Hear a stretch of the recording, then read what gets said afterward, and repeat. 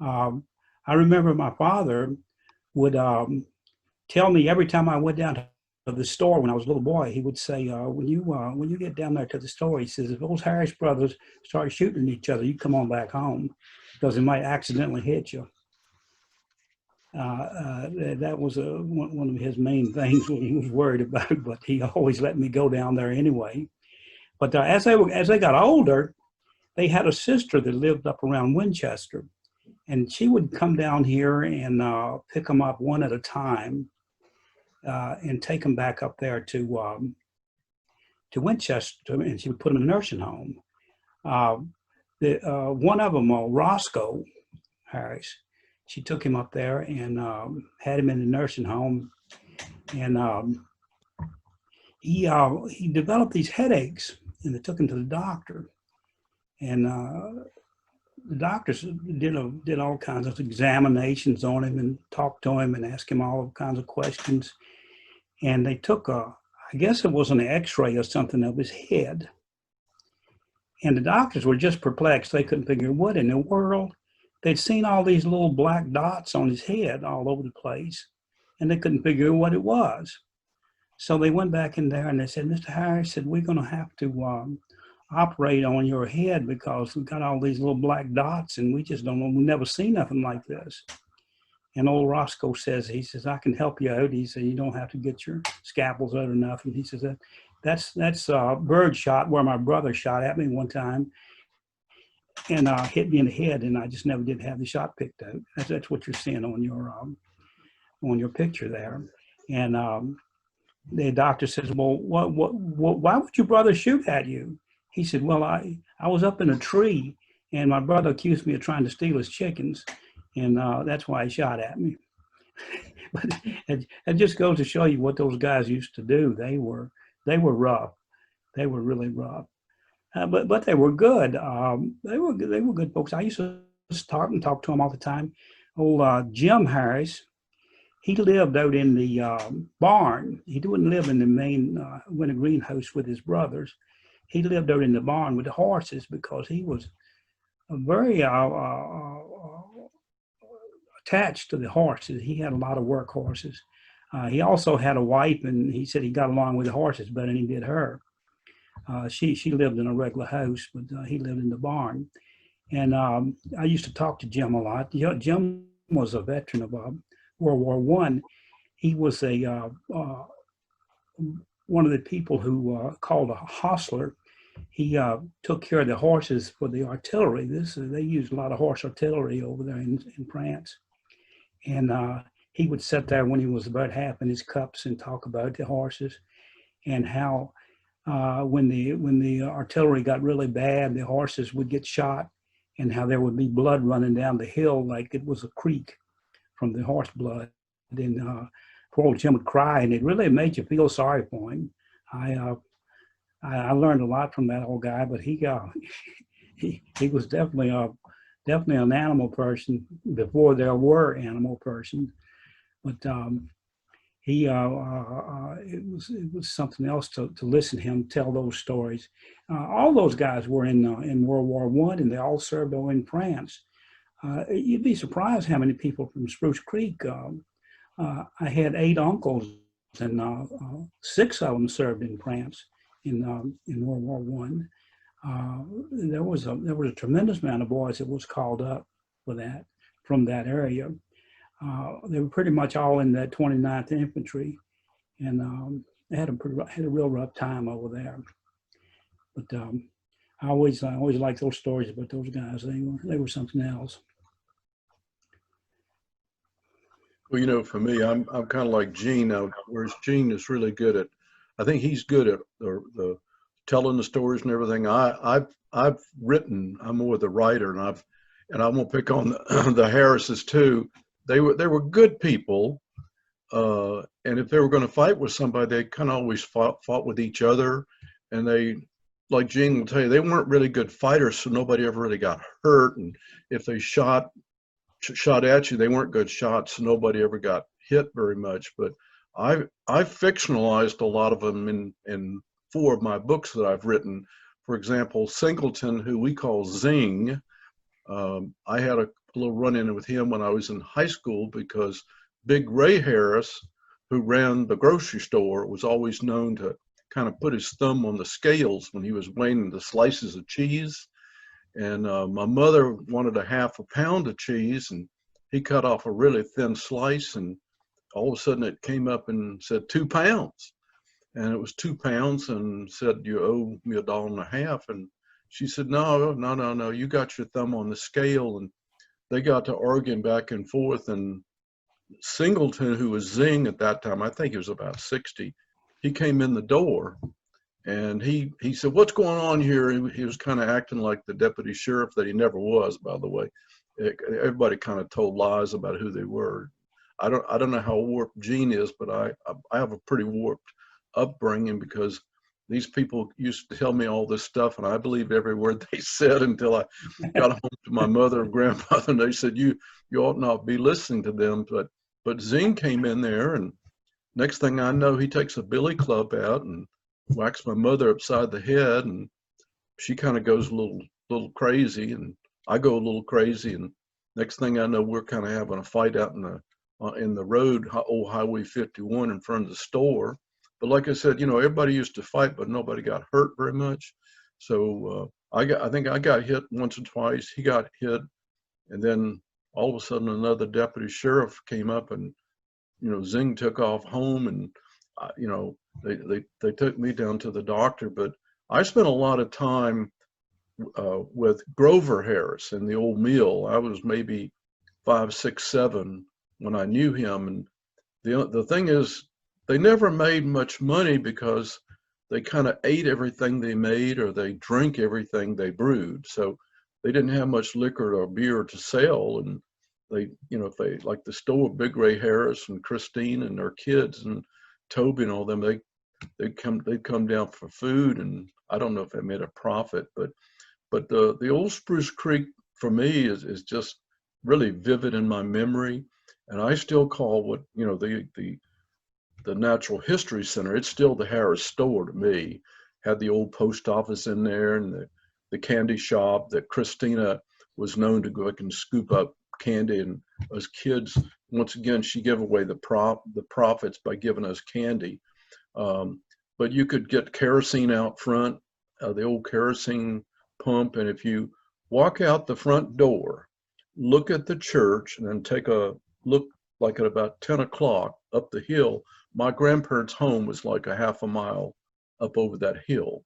And so we walked everywhere, either walked or we rode horses. And I used to see a lot of the people on Spruce Creek get off or on the old DuPont bus that would bring them, as an old green bus that would drop them off in front of the church. But these were kind of my heroes until Morton Pot Pies came to Crozet. And all these guys that were all these military people and everything went to Morton Pot Pies, and these were these little stupid white hats, these little funny looking white hats. And I thought, whatever I do in my life, I am not going to wear one of those stupid little white hats and work for Morton Pot Pies. And so my escape was going into the service after high school to get away from there. And actually, Gene and I, we didn't see each other probably for about 50 years until we kind of met again up at the old Rockfish Elementary School. But I just happen to think Old Wintergreen was the center of the world. I mean, I thought, why would anybody ever want to go anywhere else? And then here I found myself going everywhere else for 40 years. And now that I'm kind of back, I just have great memories of growing up with Gene and, his brother Clay, and, a lot of the Marshalls, the Hugheses. We didn't mess with the Hugheses very much because they were pretty smart people. And we were kind of considered the dumb people. But the Hugheses, they were smart because they kind of owned all the land up there. You couldn't go anywhere that you weren't walking on Hughes property. And so, but they were, I don't know, Gene, we just kind of all got along. Everybody helped each other out. And I don't know, it's kind of something that I don't see much of anymore. We got to pay together, and we pick peaches together. And, You I used to drive the old farm truck when I was 10 years old up and down the road and didn't have a license and no license plates on it. And now if I went and did that, or my grandson went and did that, he'd probably get arrested or something. But it's the life we knew, and it was a great life. I was going to bring up a story about the old Wintergreen over there at the mill. My grandfather, Alec Hughes, was the miller there. He owned that for a few years. And he was also, at that time, he was the magistrate for that area. And back then, this was around the turn of the century up until the 20s. It was early. And when he was in, I never did find out what the trial was about, but he was holding trial there one day on the porch of the mill. And they got to arguing about, going back and forth like you do in a trial. And his son-in-law, Zach Hughes, didn't agree with Alec. And he called him, he called him old, and now this was back during when World War I was starting. He called him just an old Kaiser Bill. He was, and that was a big insult to Alec, to being called Kaiser Bill. So Zach was standing there on the ground, and of course Alec was up on the porch, and he used to wear these old big boots. I don't know if you've ever seen them or not. They come up just below the knee, the old-fashioned leather boots called stovetop boots. And he reared back and he kicked Zach in the face for calling him Kaiser Bill. This is a magistrate that did this. Broke Zach's jaw. Zach never did talk right after that. It was for the rest of his life he couldn't hardly barely talk, and but he never called nobody Kaiser Bill after that. And then they drug him out there and took him down to Dr. Everett's and went on with the trial. Another thing happened there. Dr. Everett was an old country doctor that was a cousin of mine in Wayne's, because he was hooked up with the Coleman family. So it was a kind of a family thing. But he was the old country doctor, and he and his brother-in-law Ryland Coleman, they were cousins too. Well, they had married the Martin sisters, and the Martin sisters owned a lot of land. Well, as Coleman's and will do, and Hughes's too, I might add, if there's a piece of land involved, they will get an argument about it, and they'll sue each other forever. Dr. Everett was sitting in there on a nail keg talking to his friends, spinning yarns, telling stories, and telling lies and all this sort of thing. Ryland Coleman come in, saw him sitting there, pulled his pistol out, shot him, dead in the chest, turned around and left. Well, Alec was there at the time, and Alec told Peter Davis, who was a justice of peace, he says, go and get him and arrest him. He just shot Dr. Everett. Well, Peter went there and got on his horse, and he followed old Ryland down there, and he got as far as where the Tuckahoe Antique Mall is now, and he was within about 20 yards of him, and he was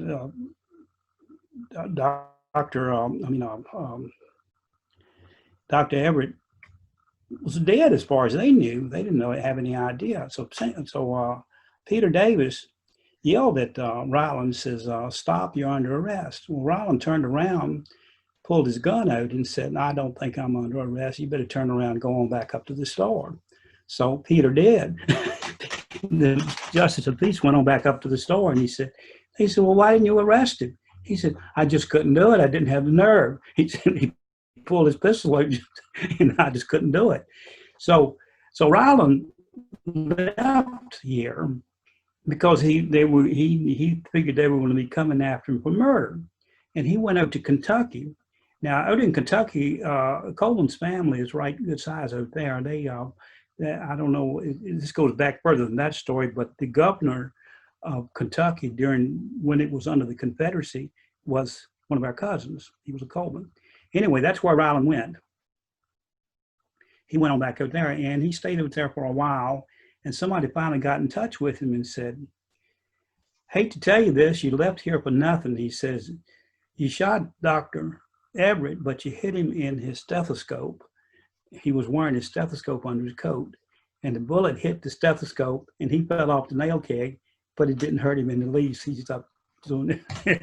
So Ryland came on back, and that was the end of that. They never got in. There was no trouble over it or anything. Ryland just kept on about his business and went back to doing what he was always doing. But I always thought that was a good story of law enforcement at the time. It just kind of pretty much depended on who you knew and who you were. Now, the Colemans, you didn't mess with them too much. Of course, you didn't mess with the Hugheses either. But when one of them would do something like that, he would usually get out of it. It was not very few people ever went to court because the people of Wintergreen there and the southern part of the Rockfish Valley hated Livingston with a passion. And it's still today. The old families, they hate anything that comes out of Livingston, and because that's the tax collectors. That's one of the reasons for it. But and many other reasons too. But if they wouldn't take court cases up there. They held trial right there in the on the mill porch. Usually, if it was a capital case, they would take it to Livingston to a proper judge. But anything up to a capital case such as murder, and there was one case where this happened up in Beech Grove, and I wouldn't give the name of the family, but there was a guy up there who was a real drunk, heavy-duty drinker, and he was a very cruel person. He was cruel to his wife, used to beat on her all the time. They never had enough to eat. He drank up everything he made. Well, one night he come in and he beat her to where she could barely walk. And she got to the table and picked up a butcher knife, and he went to bed, and she come in there and cut his throat.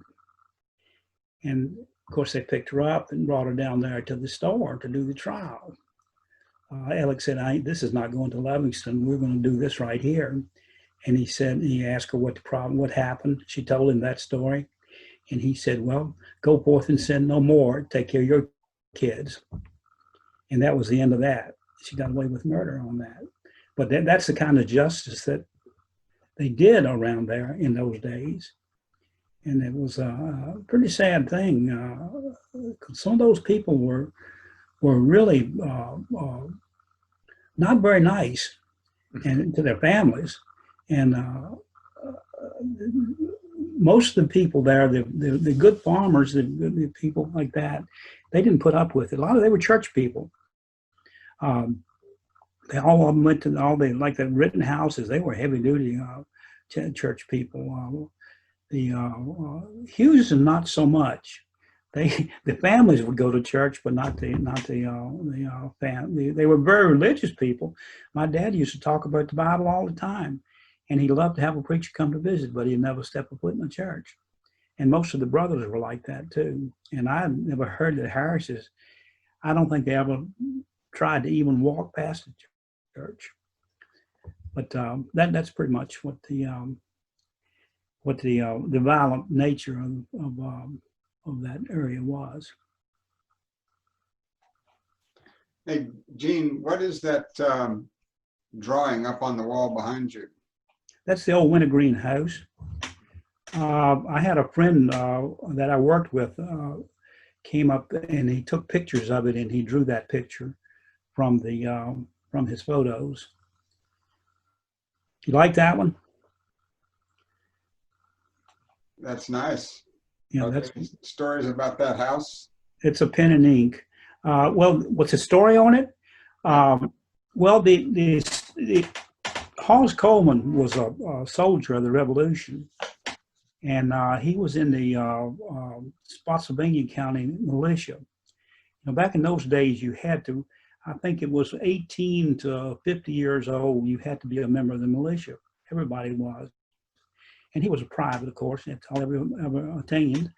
And I like to say he was one of the very few privates they ever had during the Revolution, because the further in time you get away from the Revolution, the more rank the soldiers had. The families would give them rank as they got older. but old Hawes, he stayed a private, and he didn't get along with his brothers. His wife was a Harris now, kin to the same Harrises that are up there now that I was talking about earlier. The Harrises he met, of course, down there in Spotsylvania County, and they got married, and she had two older brothers, and they had served in the Revolution too. And those two brothers gave him a bad time because he was only a lowly private and they were officers. And it got to a point where he just went completely around the bend and didn't like it, so he decided to leave down there in Spotsylvania County and come up here, and he found this land for sale. He bought. This was a couple of years after the Revolutionary War. He bought 400 acres of land there. He started out with, and built that mansion on the hill. And believe me, when in its day, it was a mansion. That was a wonderful place.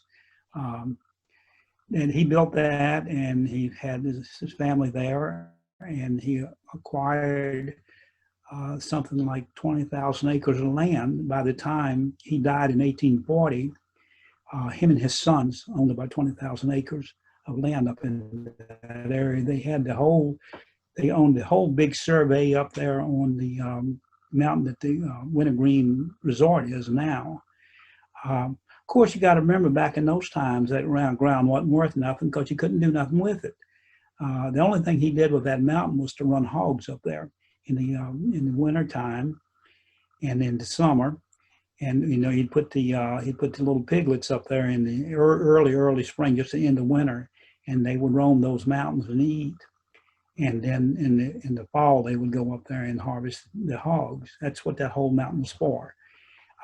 He also owned land all the way down to where Route 6 meets 151 today. He had a lot of that land too.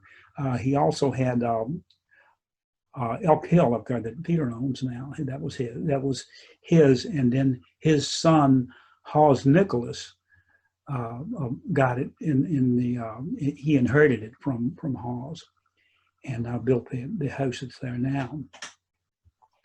But that's pretty much it. That was a social center. Wintergreen House was a social center for that area. In fact, what we call the store area down there was named Slaughter back in those days. And then when the Harrises bought Wintergreen in 1900, they named their post office down there Wintergreen, and did away with the name Slaughter. I don't know why they did that. It didn't make a lot of sense to me, but they did. Because you say Wintergreen now, and you can talk about a whole bunch of stuff. It's like everything is Wintergreen. It's because there's no it's not a copyright on that name. But anyway, Hawes was really good planner. He took care of his people. I don't know how many slaves he had. I've heard any number of numbers of how many he had, but I've never found any time where he ever sold a slave. I found where he bought slaves, but he never sold one.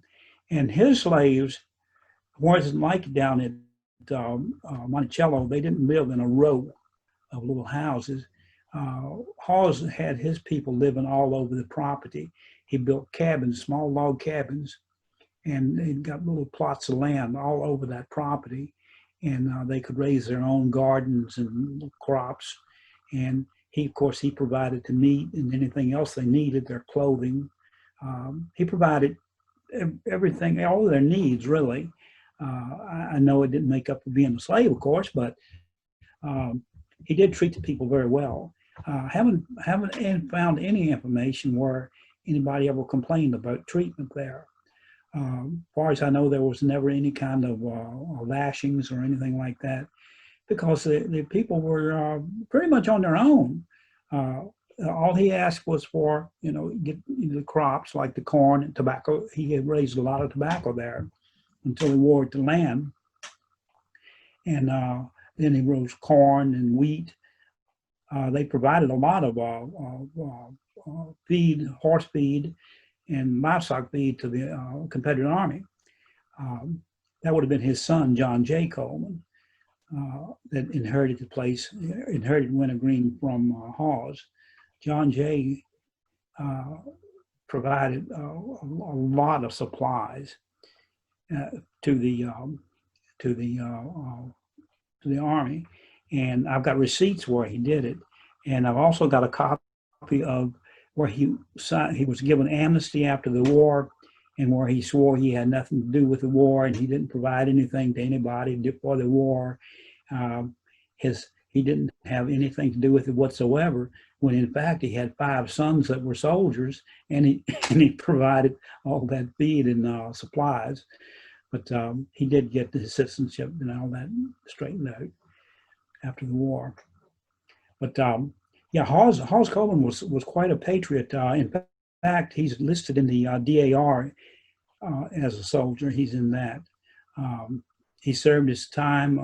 I've got his application for a pension. The country didn't give pensions to the soldiers of the Revolution until the 1830s. And they were pretty much all gone by then, of course. He put in a pension in 1836, and he put in for that pension, and he had to go to Livingston to do the application, and he had to list everywhere he was, all the periods of time he served, who he served with. He served with quite a few people. He was at Yorktown. He served with Lafayette. He served with a lot of the more famous generals, of course, as a private. He probably never seen the generals. But anyway, he did get his pension, and he died in 1840, and his pension was $8 a month. So he drew that $8 a month for 4 years, and I often wondered about, I'm kind of a cheap type person. I suppose that's where it came from. But a man with what property he had and all that, why he would go and put in for an $8 a month pension, I don't know. but I guess he wanted what he wanted. He figured he deserved it, so he was going to ask for it, and he did get it. So, Wayne, what stories do you have about the store and Wintergreen? And Well, and Gene's kind of got the best ones. I'm intrigued by listening to Gene talk, because he kind of knows the detail of a lot of this. My stories, by the way, Gene's mother and my grandmother were sisters. That's how we're connected. But I always say we were from the kind side of the family. We were the Marshalls, the Damerons, and the Davises. And then when we got connected with the Hugheses, it kind of got all messed up a little bit. But the stories for me, that I remember, they were good stories, and I remember most people as they were very smart. I don't know that anybody went very far through beyond like high school or whatever, but they were smart. They knew how to live their daily lives. It's kind of like what Gene was talking about, that they would run the hogs into the woods, let them eat, and then wait until they were fat enough and then go harvest them. That kind of thing is kind of unheard of anymore. They knew how to gather all kinds of herbs and wild vegetables. And I remember my grandparents, they pretty much made everything they had, everything from raising, pigs, cows, and having their own milk, their own cheese. They raised their own garden. And I remember kind of the first time I ever had a piece of what was called light bread. That's what we called it, was light bread. And it was Wonder Bread. And I thought it was like chewing foam or something. And I remember I got sick on it because I was used to eating my grandmother's hoe cakes, which hoe cakes are like a big old flour biscuit. So I remember things like that. And then, you know, Gilbert Marshall, you know, he also raised a lot of apples, made a lot of brandy, and we kids never thought anything of it. He used to let us drink his brandy, and we could go up and run a stick down in the barrel and take it out and lick it. And I don't know that we ever got drunk, but sure felt good sometimes. But that's kind of what I remember was, you know, kind of you took your baths in the creek, whether it was summer or winter.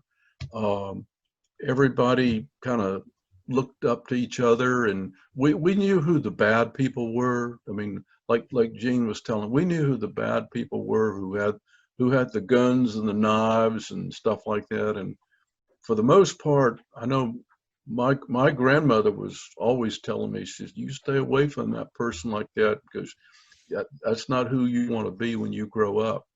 And some of them were Hughes's, Gene. But you stay away from people and don't do what they do. And some of them were Damerons and, you know, the Davises. And those people are still around. Their descendants are still around. And I know when I go up there now, I don't know why, they look just like the people I remember when I grew up. They still act the same. They do the same things, you know, the same kind of on the side of dumb and stupid. They still do dumb and stupid, but on the smart people, the people who were what I would call like field smart or street smart, they're still that way. And for me, what I remember, everybody went in the service. I mean, that was to not serve in some branch of the service was you just didn't fit in. Everybody, I remember like Gene, people from World War I. I've had a relative in the service ever since Bunker Hill. And so it just became a natural thing that when you finished high school or you were 18 or I was 17, you went in the service. That's what you did. You went and served your country. You did the best you could. You followed orders. Some of us came back home and stayed around Spruce Creek. Some of us went other places. But all of my memories are good. I mean, they're good and they're clear. I was listening to the people. Gene's got a lot of better recall than me, but I remember as he was saying those names, I remember those people too. And some of those people were mean people, but they were pretty good to me. I mean, they really were. One of them, I won't tell you who, tried to drown me one day because I was going to go home and tell my mother he'd done something wrong, and he took me down and held me under the water for about, I thought it was 2 minutes, but it's maybe 10 seconds. And he said, I'm not going to let you go until you tell me you're not going home to tell your mother, your grandmother what I've done. And to be real honest, I didn't really know what he had done. Okay. But I was going to make up something and tell her, you know, say you lie at a young age. I was going to make up something. But I'll just never forget what it felt like to be held under the Spruce Creek down there by the old Wintergreen Church and kind of face down a little bit. And kind of, you know, you're drinking that water and tasting that sand coming up from the bottom. All I wanted to do, I'd have said anything, done anything to get out of there. But my memories are all that the folks I knew and grew up with, they made me and my family who we are, and we learned things.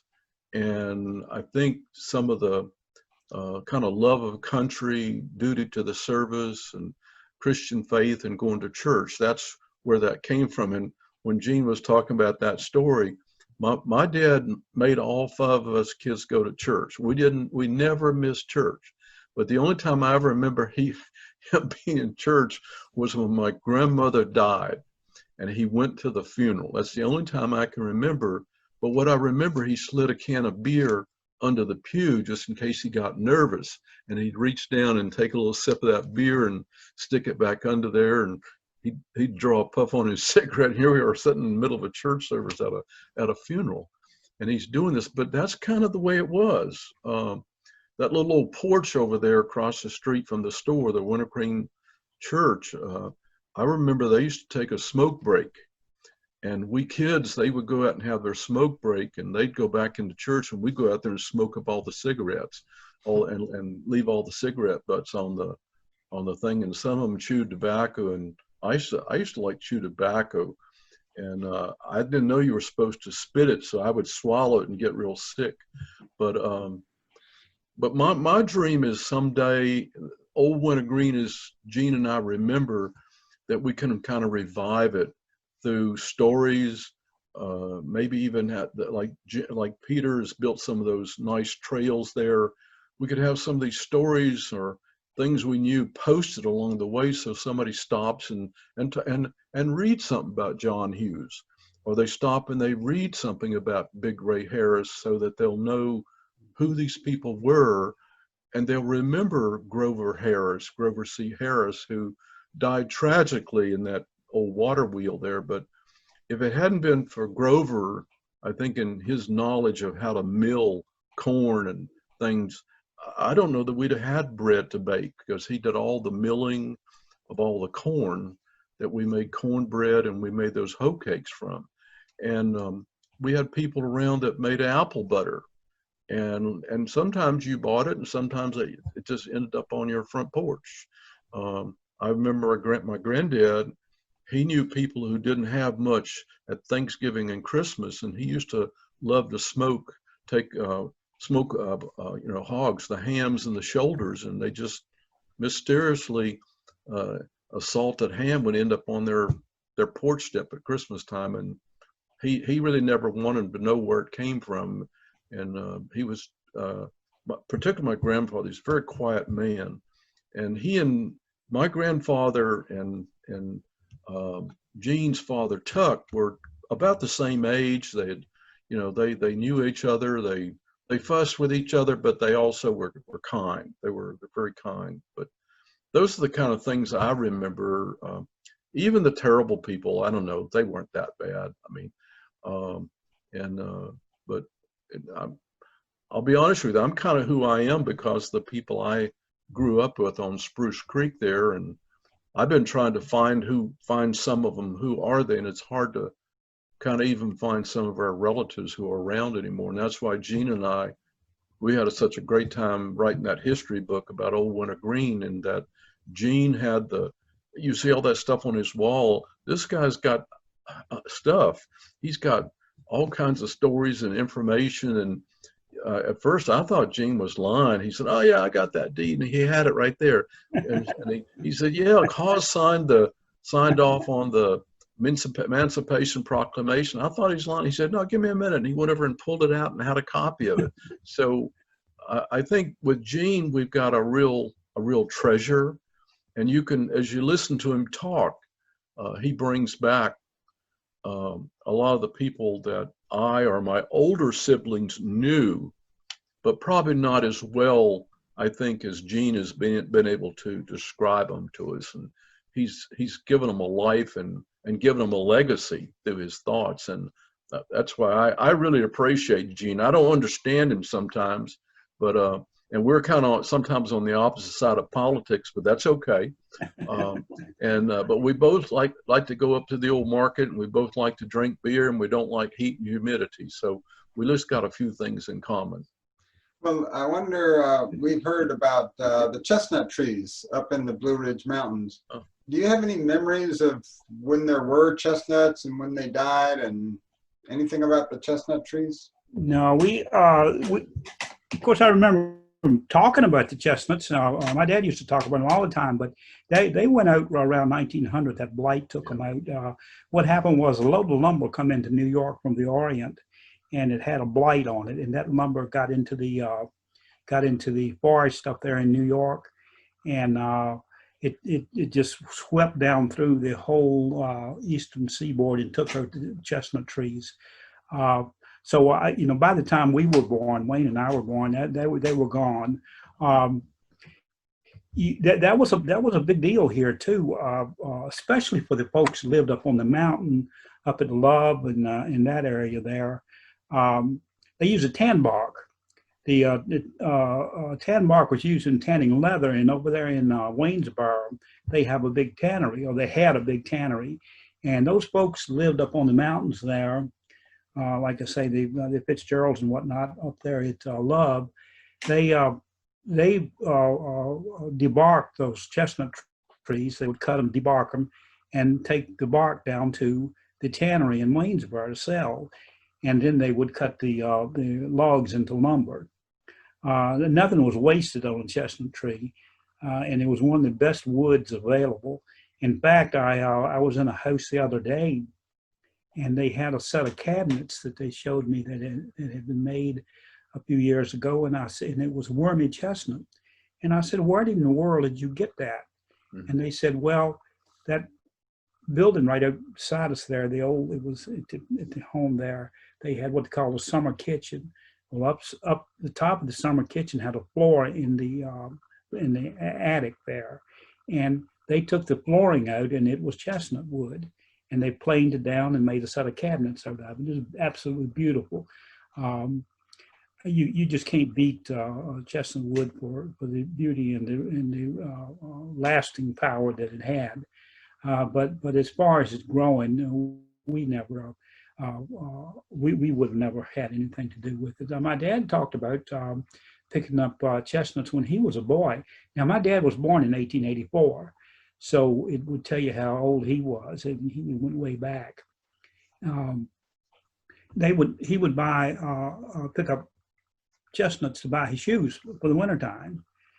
Back then, the kids didn't wear shoes in the summer, and when the chestnuts got ripe in the fall, they'd go down, the kids would pick up chestnuts, take them to the store, and then they would send them down to the Afton Depot and put on trains, send them to New York. New Yorkers seem to like roasted chestnuts by an open fire for Christmas. New Yorkers are a little strange. But anyway, that's what they used to get their money, the kids did. They would sell like hotcakes. But yeah, that when it was a sad thing. And these chestnuts that they got now that they say are chestnut trees are not true chestnut trees. I think they got something like American chestnut. They brought some chestnut trees here from, I think, Japan or China or something, and they grafted on some cuttings from chestnut trees. Now, chestnut trees will still grow, but they only get up about 10, 12 feet high, and they're just a small thing, and they die. They will not grow into a log-sized tree. So they tried to graft these things on, and it never worked. They got it something like 90% to it as American chestnut, but it still doesn't make it the absolute American chestnut. One thing I'd like to Wayne, if he could possibly do it, I was thinking when you were talking there about your grandfather Hayward, could you talk about him a little bit? He had a great influence on me, and because he was a Marine, and then he was in the Navy. He did 20 years service and retired back in the early part of the century. He was in the Navy when sailors were sailors and Marines were Marines. And could you talk about him a little bit there, Wayne? I had great memories of Granddad because he used to love to talk about being part of the honorary Naval Guard that actually brought the remains of John Paul Jones back to America. And I have somewhere, my sister has a picture of him on the bow of the ship. It was what they call a Bainbridge built ship. I think it was a destroyer, where they had the casket and everything draped with a flag, bringing him back to New York. And it was with my granddad, he never talked a lot unless you had to ask him a question, and you had to kind of ask him the right question. And a lot of times I didn't always get it right, and he would tell me, you haven't got your question right yet. And he used to always, it was 72 when I remember this, and he used to always say, you got to get your question right because of my age, I might not be around next week. The man lived another 20 years, okay? But he was he had from the Navy years in when he was in the Orient, he had on a bet gone down to a bar and told them that he could be tattooed and never feel the pain. Well, he kept drinking while they were tattooing him, and he had a dragon tattooed on his entire body, make a shadow on the ceiling. So here was this man who was in the Navy, really in Marines for 40 years, went home and became this kind of gentle person that walked me around when I was a little 4 or 5-year-old kid. Showed me how to make roosters fight and how to milk cows and, you know, how to make a manure pile and then spread it out on the field. Who had been a real genuine American hero in the service. And here he was back home. And sometimes if I hadn't asked the right question, I would have never known who my grandfather was. But Gene is right. He just had a great effect on me, and I think a lot of other people, because he always treasured his time in the service. But when he finished, he went home. He went home and married my grandmother, who was basically 30 years younger than him, and they had 2 children. And he used to say, and that's that. He said, there's really no more to that story. That's just the way he was. And I can remember him going down to Spruce Creek in the coldest winter day you'd ever see. And I've seen him take all of his clothes off until his underwear and sit down in Spruce Creek and take a cake of soap and take a bath. And he never complained about the cold water or anything. And I know it was cold because he made me go in there one time and I didn't like it very much, and made me take a bath because he said I stunk. And this is December, and I figured if I didn't get in there and take a bath, he'd have given me a bath anyway. But yeah, thank you, Gene. He was just a very great person to me too. He's buried down in the cemetery in at the Rockfish Baptist Church. Yeah. He served also in the China service, in the old China service over there, and a very historical person. That was a great white fleet that Teddy Roosevelt sent around the world that you were talking about when they brought John Paul Jones back. Oh yeah. He served in some very historical times, and I tell you, when I used to go, like you said, he and my father were good friends, and my mother was about 30 years younger than my father too.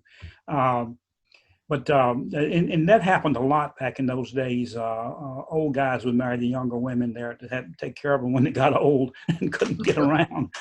Sometimes I think I should have done that, but he was something else. They used to talk. I would sit and listen on the front porch there, him talking about his time over there in the China service.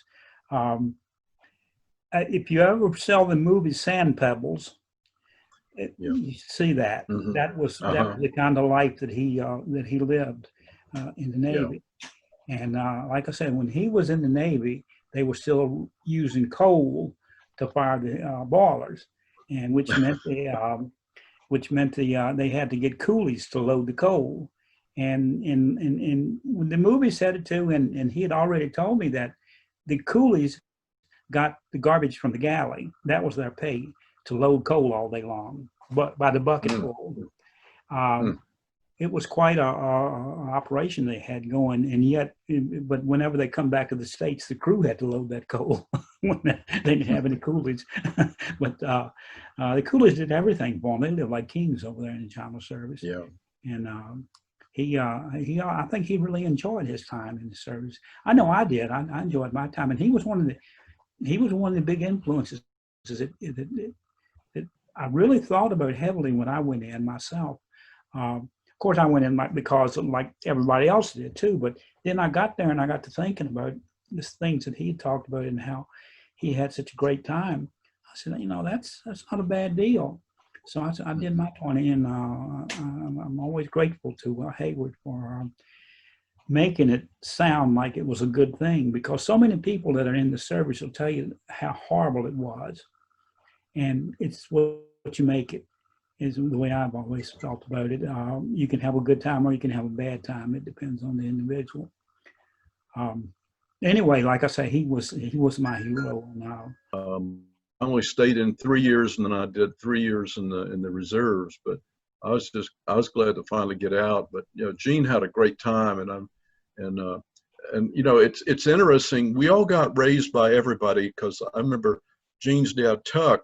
You know, we used to roam around the hills, and they would pick us up in their vehicles and take us home, and you could go eat at their house, and the parents never worried about where you were, because they knew you were somewhere where somebody was going to take care of them. But Flaxie and Tuck, I don't know how many 7-layer coconut vanilla cakes I've eaten over there that they cooked on the old wooden stove.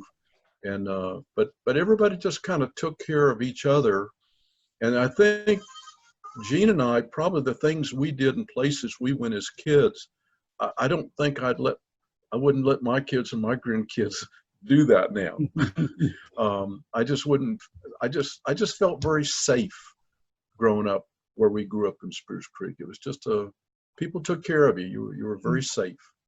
It was definitely a safe place to live. I've always said, you know, with this virus deal, if it was to take me tomorrow, I've already had 73 good years. So very happy years. I have no problems with my life. And I think the best times that I had was when I was a child up there on Spruce Creek with all my uncles were up there. Uncle Bland, I'm sure you remember him. Mm-hmm. Uncle Bland was in World War I. It's quite a good story about him.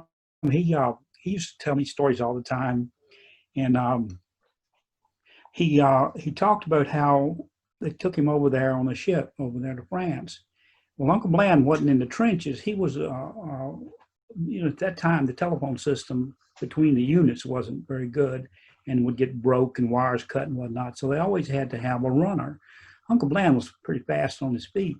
So he was picked as a runner from messages from one place to the other. So he was able to move through the area there, and had a lot of freedom, as it were. And he used to go in. He told me about going into these big mansions and whatnot, and there would be dead bodies all over the floor. Nobody alive. The family's dead. The kids, women, men, everybody. And he said, all of this stuff is sitting in there. He said, you wouldn't believe the paintings on the wall, the furniture, you know, just absolutely beautiful things. They're just sitting there with these dead people. He said, the one thing that bugs me about serving over there in France was the fact that there was no bridge between France and Virginia. He said, if there had been a bridge, I could have got me a truck. And he said, I would have been a rich man now. he said, when he come down there to get on the ship to come back to the States, they wouldn't let him bring nothing but his sea bag. And when he was in a nursing home just before he passed away, and I went up to visit him, and he was in his 90s then, and he was still complaining because he said, there is no reason why they couldn't have built the bridge across there. He said to build a bridge across the Mississippi River, there's no reason why they couldn't have built a bridge across the land. Right. To get my stuff over here. So he was still upset about it. Well, you know, for Gene too, it's we met last June. You know, June a year ago was the first time we'd seen each other, and it's kind of like we're still up there on Spruce Creek. I mean, it's like we can remember it like it was yesterday, and who we were and what we did. So it's been great for me. It's been great to just, you know, kind of reminisce and remember things with Gene, and his great mind for stories. I wished I had that great mind for stories. I'm a better writer than I'm a storyteller. So, but yeah, I just I remember it well. I have great, even good and bad, I still have great memories of how we grew up. I like to talk in front of people, actual people, though, because Uh-huh. it's a lot easier to do it than doing it this way over the Zoom thing. Yeah. Yeah. Because people will say something or do something that'll remind you another story. So you can just go from one to the other. I volunteer up at the log cabin at Humpback Rock up there, and I sit and tell stories underneath the old walnut tree up there. And there's always a crowd around, and they'll always be asking questions. I can sit there for hours talking to them. Of course, this has got nothing to do with, well, it has kind of got something to do with Wintergreen. There was a family there one day, and they were asking me about the people that got moved off of the Skyline Drive back in the 30s, when FDR was building Skyline Drive, and he moved all of the families down into the valley and took their land.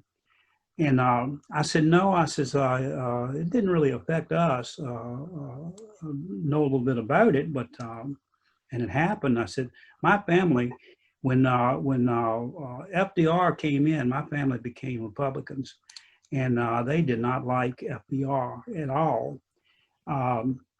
They said that, I told them the story about how when my dad particularly hated him because he moved all those people off the mountain.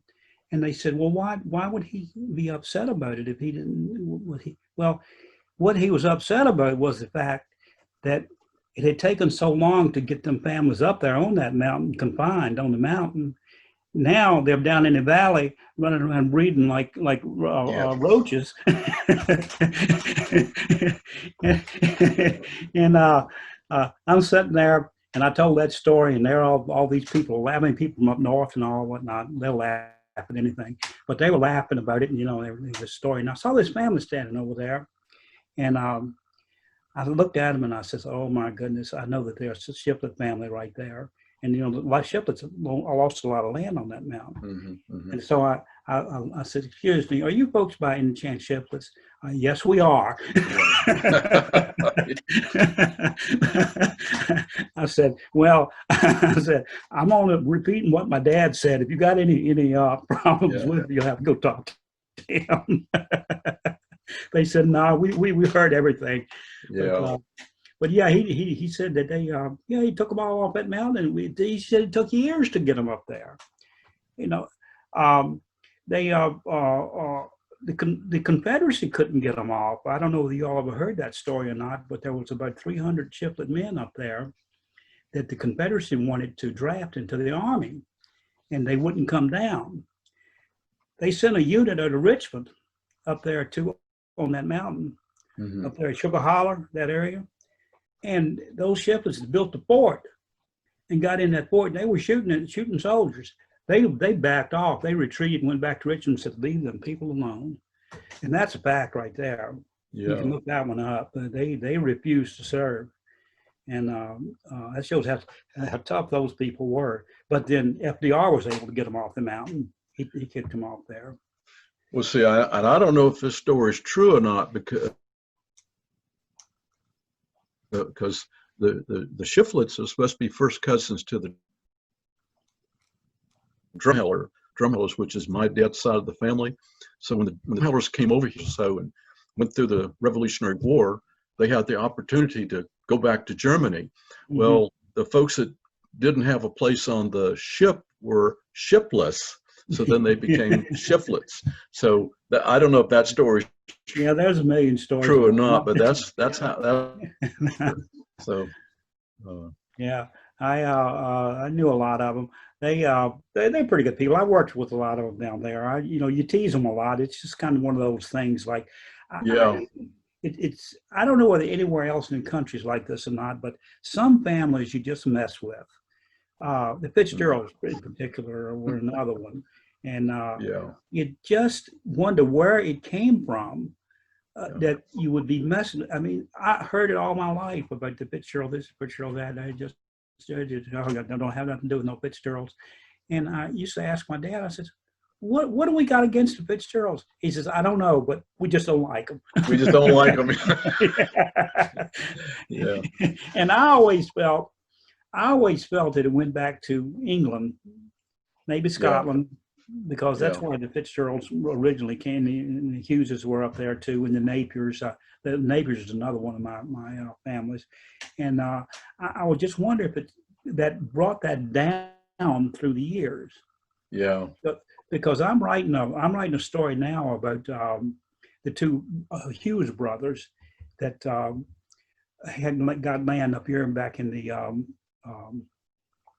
early 1800s. So William and Moses Hughes, and when Moses came up here and he got that land over there on Mass's Mill, he got something like 5,000 acres of land over there, and trying to figure, and then they kind of split up. In my side of the family, who was William Hughes, his descendants, who I'm descended from, they were on this side of the mountain. As far as I know, he didn't get any land at all. But they were both in the Revolutionary War. So I don't know what happened, but something happened, and those two families split up. Very bad feelings amongst them. Up until just a few years ago, they wouldn't even claim kin with us. Hazel Phillips, you remember? Oh yeah, yeah. She was one of those Blue Rock Hughes over there, and she didn't like. She was very much against the families. Yeah. There was a lot of them like that, and now it's not so bad because nobody even remembers the bad feelings between them. But I've done some research on it, and I found that their father, William and Moses' father, William was the oldest child, and they had a place down in Buckingham County. And when their father Thomas Hughes died, William inherited the land. It was a big plantation down there.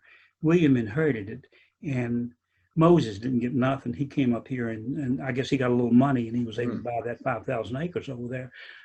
And they were upset about it because that 5,000 acres wasn't worth 10 cents at that time. It was all up and down. Couldn't do nothing, couldn't grow nothing on it. All you could do was run hogs up there, just like the mountain on this side. I think that's what happened. And that split the family up. Land again, Yeah. Always the biggest thing that has split families in this valley, and I'm sure it's probably all over the country like this, it's over land. It's not over money or anything like that, or jealousy over each other. It's what you got this and I didn't. And that property line, every Hughes I ever knew considered himself a surveyor. They say, well, I know where every property line is in this valley, and they didn't know squat, but they argued about property lines all the time, and that was one of the main things that caused hard feelings was land.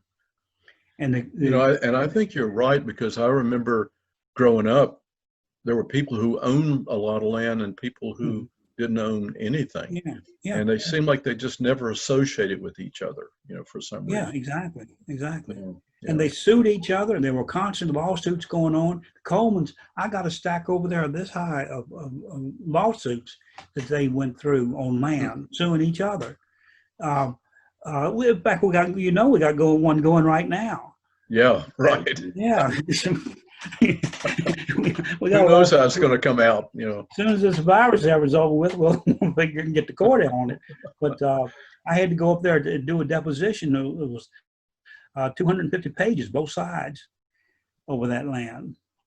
That ain't easy. I don't know if either one of you guys have been deposed before in court. But I sat there for 5 hours, and it turned out to be 250 pages. Wow. So, but like I say, you're used to it because it's kind of handed down.